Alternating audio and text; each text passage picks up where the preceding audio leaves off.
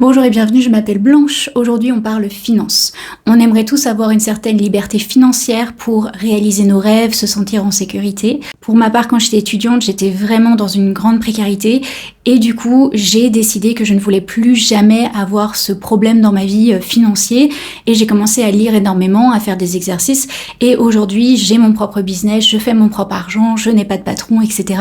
Donc, je suis arrivée à une certaine liberté financière dans le sens où je gère mes revenus et mes dépenses. Ce qu'on ne sait pas, c'est qu'il y a un exercice clé qui nous permet de vraiment avoir cette possibilité de contrôle sur nos dépenses et du coup de dépenser moins que ce qu'on gagne et à partir de là, du coup, d'avoir ce sentiment de sécurité et de liberté. Au fait, si tu ne me connais pas, cette vidéo fait partie du challenge zéro dépense de 2026 où chaque mois on fait un challenge différent. Donc pour janvier, évidemment, pour notre premier mois, je t'avais demandé de faire cet exercice clé qui est le seul exercice qu'il faudrait mettre en place si tu ne veux rien faire d'autre pour contrôler tes finances. C'est la seule chose que tu as à faire parce que psychologiquement, ça va tout changer pour toi. Donc tu peux attraper ton petit PDF gratuit pour le challenge et regarder janvier, ce que je t'avais demandé de faire, c'était simplement, en janvier, du coup, on a posé les bases. Ce que je t'avais demandé de faire, c'est très simple, c'était de t'écrire un email ou même une lettre à relire dans un an où tu vas écrire tes motivations, ce que tu rêves, ce que tu visualises que tu vas pouvoir faire quand tu auras une certaine liberté financière ou du moins du contrôle par rapport à tes dépenses et tes revenus. De trouver un partenaire, trouver quelqu'un autour de toi qui aimerait le faire avec toi. Et bien sûr, de commencer l'exercice clé, le plus important, le seul qu'il faudrait garder pour toujours, c'est d'écrire toutes ces dépenses, tout simplement. Donc pour ça, je t'avais proposé de trouver une application sur ton téléphone pour écrire chaque jour tes dépenses. Moi, je t'avais proposé la mienne qui est Meo Manager et qui est gratuite. J'ai eu quelques commentaires comme quoi elle n'était pas très facile à utiliser. Donc reste jusqu'à la fin de la vidéo, je vais te montrer comment l'utiliser. Elle est trop mignonne en tout cas, elle est colorée avec des petits chats, j'adore. Et donc évidemment, je fais le challenge avec toi. Donc je vais te montrer moi, mon mois de janvier, comment il s'est passé. Pourquoi est-ce que je rabâche tout le temps qu'il faut écrire ses dépenses et que c'est le seul et unique exercice qui va déjà te mettre en chemin vers une certaine stabilité et contrôle financier? C'est simplement que ça va psychologiquement te faire réaliser combien tu dépenses. Dans les commentaires, il y en a toujours qui me disent « Mais Blanche, j'ai pas besoin puisque mon compte bancaire le fait automatiquement, va me donner les graphiques de combien j'ai dépensé, dans quoi, etc. » Ce n'est pas du tout le but. Regarder à la fin du mois et découvrir que tu as dépensé 2 fois ton salaire, ça va pas marcher en fait. Le but, c'est vraiment de le faire à la main, jour après jour, pour psychologiquement réaliser combien tu es vraiment en train de dépenser pendant ton mois. En plus de ça, ton compte carte, peut-être qu'il n'est pas relié à ton compte PayPal, évidemment à tes espèces si tu vas dépenser des espèces. Donc d'écrire à la main, tu sais qu'au moins il y a tout à l'intérieur, le PayPal, les espèces, le compte de je ne sais où, voilà, ton argent de Noël ou je ne sais quoi. Donc c'est déjà la première chose, c'est qu'au moins quand on écrit à la main, on a vraiment on peut mettre toutes les dépenses, même sur des petits comptes de ci, de là. En réalité, le plus important, c'est de conscientiser ce que tu dépenses jour après jour. Comme ça, au bout d'une semaine, de 2 semaines, de 3 semaines, tu es toujours au courant de combien est-ce que tu as déjà dépensé dans ton mois et donc d'à peu près combien il te reste. Et l'année dernière, quand je faisais mon challenge zéro dépense et que j'ai mis 7400 € de côté, la dernière semaine, je coupais tout le temps le robinet parce que je pouvais voir vraiment combien j'avais déjà dépensé en 3 semaines. Et là, je me disais, ok, là, on fait moins de sorties, on mange ce qu'il y a dans les placards, on essaie de pas dépenser ma 4e semaine. Si j'écrivais pas mes dépenses et que j'avais pas cette somme automatiquement qui m'était montrée sous le nez tous les jours de combien j'avais déjà dépensé, jamais j'aurais un petit peu coupé le robinet à la fin du mois pour dépenser moins, tout simplement. Je pense que tu sais combien tu gagnes par mois net, ce qui touche ton compte bancaire. Mais si tu ne sais pas ce qui en ressort, tu vas jamais te sentir vraiment en contrôle, savoir quel est ton pouvoir d'achat, quel genre de rêve est-ce que tu peux réaliser, ce que tu peux épargner, etc. Petite anecdote, donc l'année dernière, j'ai commencé à écrire toutes mes dépenses en janvier sur cette application Meo Manager et en juillet, j'ai arrêté. Au bout de 6 mois, je me suis dit c'est bon, ça me saoule, c'est les vacances et tout, maintenant je vais juste regarder mon compte bancaire et voilà. Et là, c'était le début de la folie. En juillet, août, j'ai rien mis de côté. Voilà, donc je pense vraiment que c'est relié et du coup en septembre, je l'avais expliqué dans mes vidéos de l'année dernière, j'ai décidé de me remettre à écrire et que vraiment, j'allais me forcer à écrire parce que j'avais vraiment vu la différence du avant-après quand j'étais au courant ou pas au courant de ce qui sortait de mon compte à la fin du mois. Quand tu vois la somme que t'as dépensée, mais t'es là, mais c'est pas possible, quoi. Ça, comme dit ma grand-mère, ça part trop vite. Ça part trop vite. Et du coup, le but d'écrire, c'est que du coup, ça part pas trop vite parce qu'on est encore en train de gérer le petit robinet, à quel point il est ouvert ou pas. La bonne ou mauvaise nouvelle, du coup, par rapport à cette anecdote, c'est que moi, personnellement, j'ai décidé de toujours, au plus loin que je peux, écrire à la main, à la mano, sur mon application combien je dépense chaque jour. Et du coup, désolée de te dire ça, mais en fait, l'exercice du mois de janvier, c'est un exercice pour les 12 prochains mois. Tu vas devoir continuer à écrire à la main tout ce que tu dépenses. Pour ma part, le mois de janvier, c'est une petite catastrophe. Hein. J'étais très contente de rentrer du Sri Lanka. Psychologiquement, ça a été assez lourd en fait ce voyage. Je ferai une vidéo sur ça, mais tu vas voir dans les vlogs qui vont bientôt sortir que j'ai eu des énormes moments de solitude. J'ai pleuré devant la caméra. Enfin, tu vas voir, c'était quand je suis rentrée, j'ai été soulagée. J'ai même pleuré dans le bus entre Marseille et Montpellier parce que pas de bruit, un air pur, pas de pollution, pas de gens qui viennent te harceler dans la rue, enfin bref. Et du coup, j'ai un peu abusé sur les dépenses, je suis sortie énormément, j'ai été au restaurant énormément, donc même si c'était des petites sommes, quand tu y vas tout le temps, c'est énorme. Donc là, maintenant, je peux regarder en face mes dépenses du mois et me dire, mais quelle folie. Non, ça va. En vrai, c'est pas tant que ça une catastrophe. En réalité, j'ai dépensé... Donc là, je vois que mon total sur mon application de ce que j'ai dépensé au mois de janvier, c'est 1128 €, ce qui a l'air de rien, enfin 1100 €, loyer payé, courses, etc., c'est super. Sauf que c'est à partir du 10 janvier. Puisque avant le 10 janvier, j'étais au Sri Lanka, donc je n'ai pas regardé mes dépenses au Sri Lanka. Ouh là là. En même temps, si j'ai fait un challenge zéro dépense, c'était justement pour aimer mes vacances et dépenser comme je voulais dans un pays qui était pas très cher, etc. Donc là, j'en suis à 1128 € qui n'est pas une catastrophe, mais en fait, j'ai des petites règles personnelles avec moi-même, ce que tu vas mettre en place au fur et à mesure, tu vas voir. Mais par exemple, là, mon loyer, je veux toujours qu'il soit 50% de mes dépenses. Et là, il est à 40%. Ce qui veut dire que j'ai dépensé plus dans les choses du quotidien que sur mon loyer, et c'est juste une règle que j'ai avec moi-même, que je veux pas dépenser plus que mon loyer dans les autres choses. Les courses, 256 €. La nourriture française m'avait manqué, faut croire. Au niveau vêtements aussi, j'ai dépensé 97 €, alors que clairement les objets pour moi c'est interdit avec mon challenge zéro dépense. Tout ce qui est déco, sac, accessoires, etc. c'est interdit. Mais là j'en suis à 97 € de dépenses parce que je me suis acheté ce pull. Là vraiment, là c'est l'abus. Mais je t'ai dit dans la dernière vidéo, j'ai un problème avec les pulls, c'est une passion. Il était en solde, j'adore cette couleur, tu me diras dans les commentaires ce que t'en penses. Je suis vraiment pas fière. Voilà, tu sais toute la vérité. Le challenge zéro dépense, on ne peut pas le faire à 100% sur toute l'année, sinon on va péter un câble. Donc cette culpabilité que je ressens par rapport à avoir acheté un pull, faut aussi respirer. Je dis tout le temps que si tu fais le challenge, mais que tu n'es pas dans une situation précaire, laisse-toi un petit peu de douceur et de gentillesse envers toi-même. Par contre, oui, si t'es dans une grande précarité, fais pas n'importe quoi. Utilise quelques mois pour vraiment t'y mettre à fond et te remettre dans une sécurité financière. Donc ce pull n'était pas à 97 €, hein, il était en promo, mais j'ai aussi acheté 2 sous-pulls et des chaussettes. Donc oui, c'est pas le truc le plus glamour du monde, et en réalité c'est un peu des dépenses obligatoires, d'avoir chaud, d'avoir des chaussettes, c'est quand même la base, mais j'aurais pu vivre sans. C'est juste ma vie aurait été moins confortable. Donc voilà, petite... It's okay. It's okay. C'est pas grave, Blanche, c'est pas grave. Donc voilà, donc 97 € qui auraient pu être évités, mais c'est pas grave, il faut passer. Ensuite, ça peut peut-être étonner, mais je suis à 95 € pour le sport. Ce qui n'est pas une nécessité. Aussi, tu peux faire du sport gratuitement, aller courir, de la marche, faire des vidéos YouTube chez toi dans ta chambre et tout. On peut faire du sport pour 0 €.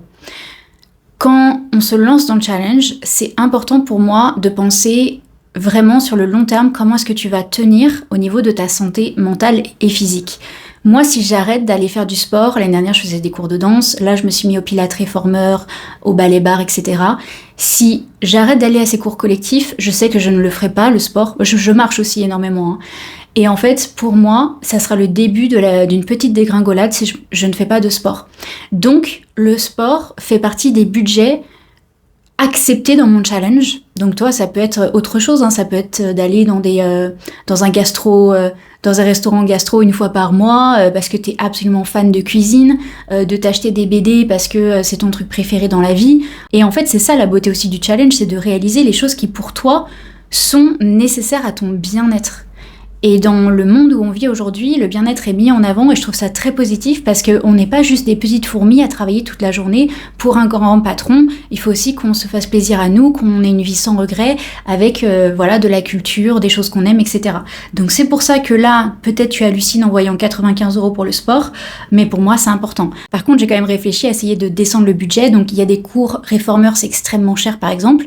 Et bien ce que je fais, c'est que je le fais qu'une semaine sur 2. La semaine d'après, je vais faire un autre cours, ballet bar, qui est beaucoup moins cher. Et puis, niveau sortie, j'ai été au cinéma comme d'habitude. Je suis allée voir Gourou avec Pierre Ninet, j'adore Pierre Ninet. Ça m'a beaucoup intéressée parce que comme je suis prof de yoga, que je suis tarologue, donc je donne beaucoup de conseils à travers mes cartes, et que bien sûr je donne des conseils sur YouTube, je voulais vraiment aller le voir pour me poser des questions sur moi-même, ma façon de parler à la caméra, les conseils que je donne, etc. Tu me diras si ça t'intéresse que je fasse une vidéo sur ça, sur moi, comment j'ai vu le film, qu'est-ce que je pense qui manque dans le coaching aujourd'hui, même si moi je suis pas coach du tout. Mais par exemple, j'ai trouvé que c'était un monde dans le film qui est trop masculin. Il y a une espèce de masculinité toxique et on manque de ce côté un peu maternel, féminin en fait, qui aurait adouci un petit peu les coins, mais bref, on peut en reparler dans une autre vidéo si ça t'intéresse. Donc voilà mon mois de janvier, qui en réalité est vraiment pour moi mauvais. Vraiment, il est dans les rouges parce que je vais rien avoir mis de côté. Parce que comme je suis rentrée de vacances, je suis pas dans le négatif, hein, mais là, faut vraiment que je reprenne la main sur mes finances si je veux partir à Londres avec ma grand-mère en juin. Voilà, c'est ça ma motivation pour l'instant. Allez, on passe à l'exercice du mois de février. Ça va être très simple, hein, vraiment, on fait des trucs très simples, mais qui sur le long terme changent tout. Allez, c'est parti, on se lance dans l'exercice de février. Tu peux ouvrir ton petit PDF et on va faire ça ensemble.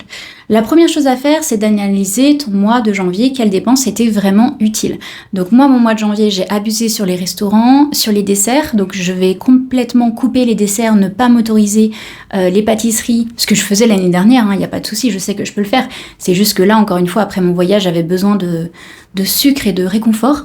Donc je vais arrêter les pâtisseries. En plus, je fais un rééquilibrage alimentaire pour perdre les 4 kilos que j'ai pris au Sri Lanka. T'inquiète pas, je te vlog tout, donc tu verras tout, comment je mange, comment je fais, comment je me parle, enfin bref. Donc je vais couper les desserts, je vais couper les restos un maximum. Voilà, donc là c'est vraiment le moment où tu prends conscience des choses qu'il va falloir que tu changes pour ton mois de février et donc sur le reste de l'année. Combien pourrais-tu mettre de côté? Donc là, maintenant que tu as vu toutes les dépenses que tu as dans ton mois, tu peux vraiment faire les calculs de combien tu pourrais mettre de côté. Moi j'ai un petit souci, c'est que je risque de déménager. En fait, j'ai des gens qui viennent d'acheter un appartement en bas de chez moi, ils font des travaux. De 8h du matin à 16h tous les jours, ça va durer 3 mois, je ne peux plus rien faire. Là, on est samedi, je ne peux jamais tourner en dehors des week-ends, et encore ce matin, ils faisaient encore des travaux. Et en fait, c'est un petit enfer parce que je peux avoir mes consultations de tarot que les week-ends. Si t'as regardé, tu vas voir, il y a que les week-ends ouverts. Donc en fait, je travaille un maximum le week-end et le reste de la semaine, je peux même pas rester chez moi, je peux pas faire de sieste, je peux rien faire, je peux pas travailler, c'est un enfer. Du coup, je me suis dit, ils disent 3 mois, mais ça va sans doute être 6, donc il va falloir que je déménage et je risque de déménager dans quelque chose toute seule. Je dis toujours dans mes vidéos, il faut pas faire ça, mais en fait, je pense que ça va me permettre d'épanouir mon business un peu plus parce que je pourrais travailler comme je veux, quand je veux, avec moins de bruit autour de moi. En fait, ce qu'on voit pas, mais j'en ai déjà parlé dans d'autres vidéos, c'est que j'ai 3 colocs, donc c'est toujours en train de prendre sa douche à côté de ma chambre, de faire la cuisine juste de l'autre côté de ma chambre. J'ai vraiment la chambre au milieu de toutes les parties communes, et du coup c'est très compliqué pour moi de travailler sereinement, d'enregistrer mes podcasts, etc. Mon podcast, si ça t'intéresse, ça s'appelle Not Life Advice sur Spotify, où là, il n'y a pas d'édition, je ne coupe rien, il n'y a pas de montage, je suis complètement... c'est comme si tu recevais un vocal de ma part de 30 minutes, quoi, donc il n'y a rien d'enlevé, rien d'édité. Donc pour ma part, je vais me montrer combien je peux mettre de côté. Je vais essayer de mettre 400 € de côté par mois. Ensuite, quand tu as fini d'enregistrer ça, donc je veux mettre 400 € de côté par mois parce que tu as vu en janvier que c'était possible pour toi en enlevant un maximum de dépenses non nécessaires, tu vas pouvoir prendre cette petite feuille qui fait partie du PDF que moi j'ai enlevé pour la mettre en fait sur mon bureau pour la voir tout le temps et écrire en janvier combien tu as mis de côté. Écoute, moi j'ai mis 0 € de côté ce mois-ci, ok, je rentre du Sri Lanka et tout, c'est pas grave, on fait ça en douceur. dans 2-3 mois, ça va monter doucement. Donc moi, 1er janvier, je vais mettre 0. Par contre, ensuite, il y a marqué ton but au 1er janvier 2027. Donc moi, je veux mettre 400 € de côté. Donc à partir de février, je vais essayer de mettre 400 € de côté en février, je vais faire 400 fois tous les mois jusqu'à décembre, et là, je vais mettre mon but. Donc, bah, on peut le faire ensemble. Essaye de faire un petit peu à la baisse. Genre moi, je sais que je suis capable de mettre 600 € de côté puisque je l'ai fait l'année dernière, mais cette année, je pense pas que je vois ça à la baisse, donc on va faire 400, comme ça je serai moins déçue. Donc 400 à partir de février, ça fait 1, 2, 3, 4, 5, 6, 7, 8, 9, 10, 11, fois 11, ça fait 4400 €. Donc là, au but au 1er janvier, je vais écrire 4400 €, et ça va être mon but. Et comme ça, dès que je manque de motivation, je me dirais non. Sachant qu'évidemment, je vais prendre de l'argent pour aller à Londres, hein, donc on fera le calcul après en moyenne.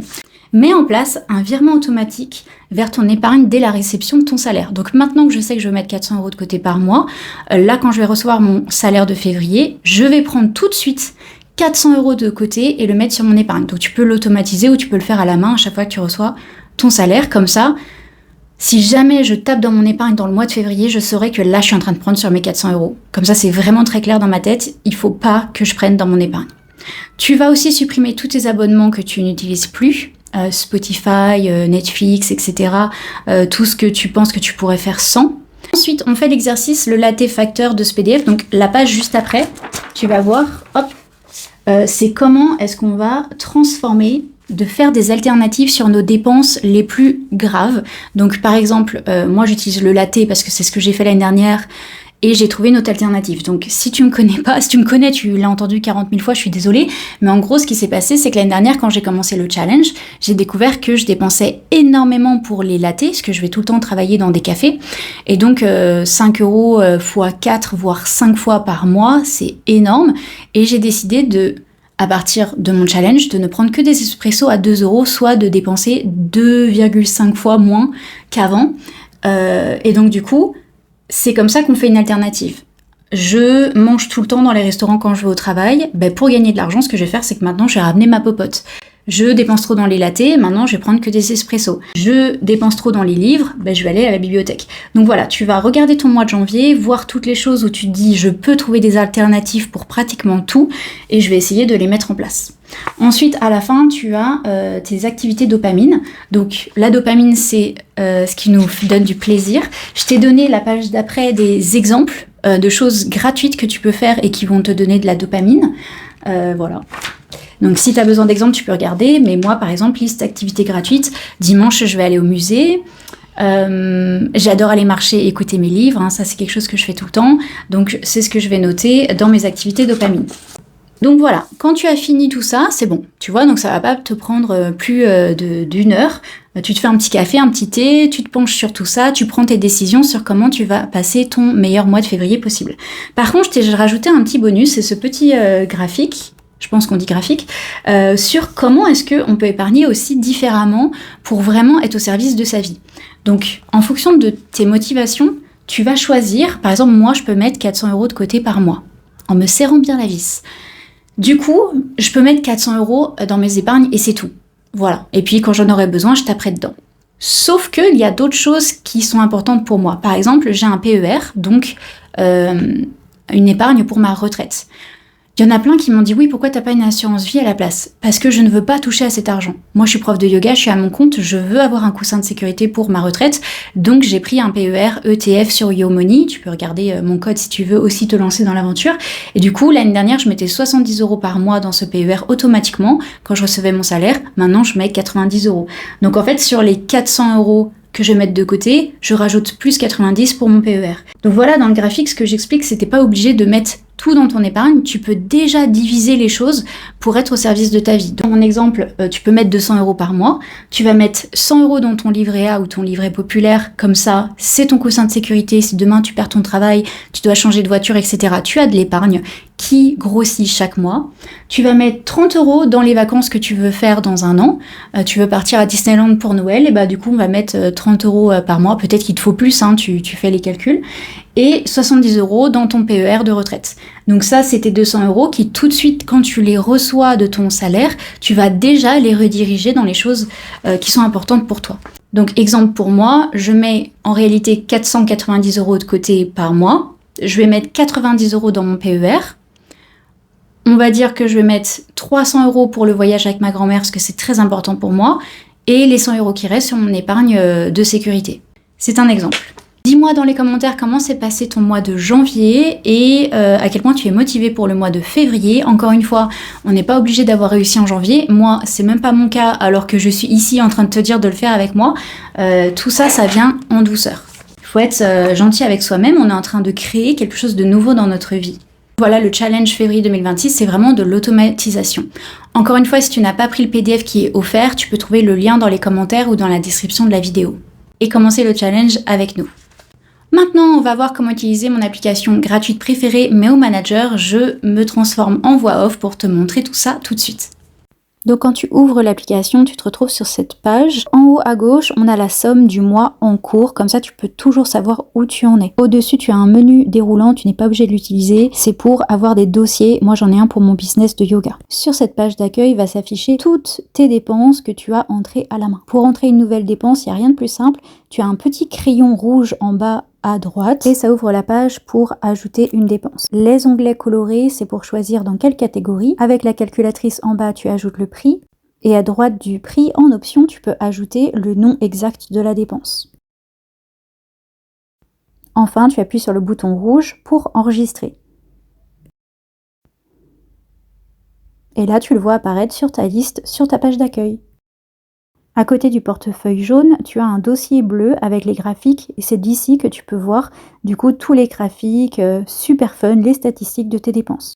Moi, mon petit préféré, c'est le cercle et il y a juste à cliquer sur la flèche noire à droite pour ouvrir chaque dépense et tu peux même cliquer sur chaque catégorie et voir les dépenses dans chaque catégorie.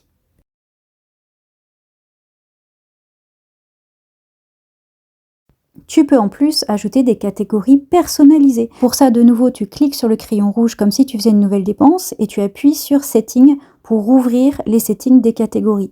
Et là, tu peux choisir ton emoji, le nom de la catégorie, tu cliques sur le petit bouton rouge et voilà, ta catégorie est ajoutée.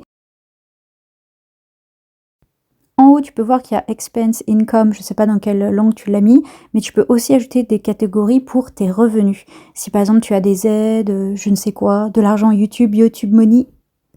Pour avoir un visuel de tes anciens mois, tu cliques sur l'onglet bleu en haut à droite et là tu peux choisir l'année, le mois, même la semaine où tu veux regarder tes anciennes dépenses.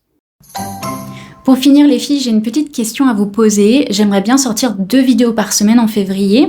Il me reste encore des vlogs du Sri Lanka qui ne sont pas sortis parce que j'ai eu trop de travail avec les courriers de tarot en janvier. Ce qui se passe super bien d'ailleurs, j'ai 29 inscrits. Donc voilà, merci beaucoup à toutes mes abonnées qui ont décidé de recevoir mes petites lettres écrites à la main. C'est un pur bonheur, mais je vais faire une vidéo sur ça. Mais du coup, j'ai besoin de tes idées. S'il y a quelque chose que tu aimerais savoir, apprendre, que ça soit du business, de la finance, la façon de me maquiller, de faire mon blow dry, ce que tu veux. Si tu as une question, quelque chose que tu veux apprendre, dis-moi dans les commentaires et j'essaierai de faire une vidéo sur le sujet. Et enfin, si tu as des problèmes pour couper le shopping totalement, je t'ai fait une petite vidéo de mes 10 systèmes qui m'empêchent de faire du shopping et de dépenser des milliers d'euros par an dans des choses qui en réalité m'appauvrissent, comme d'avoir une garde-robe énorme, 20 000 chaussures, etc. On se retrouve la semaine prochaine ou même peut-être avant ça. À très bientôt, bisous.